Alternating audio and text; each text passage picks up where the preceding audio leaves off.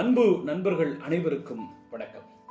யோகம், யாகம், மெய்ஞானம், இந்த மூன்று சொற்களும் இது யோகிகளுக்கு, தபசிகளுக்கு உரியது நாம் நினைச்சிட்டு வரோம்.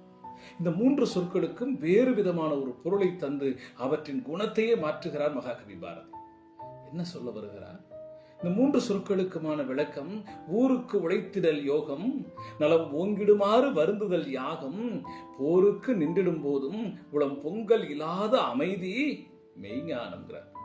யோகம் அப்படிங்கிறது ஊர் மக்களுக்காக நாம் உழைப்பதனால் வருவது, பிறர் நன்மைகள் பெற வேண்டி தன்னை வருத்திக் கொள்வதுதான் வேள்வி, யாகம் என்கிறார். எதிரியோடு போர் புரிய போர்க்களத்தில் இருக்கும் போது கூட கொந்தளிப்பு இல்லாமல் மனம் அமைதியாக இருப்பதுதான் மெய்ஞானம், மெய்யறிவு என்று சொல்கிறார். அன்பு நண்பர்களே, போர்க்களத்தில் கூட அமைதி, அந்த நிதானம் தான் மெய்ஞானம் என்று சொல்கிறார்.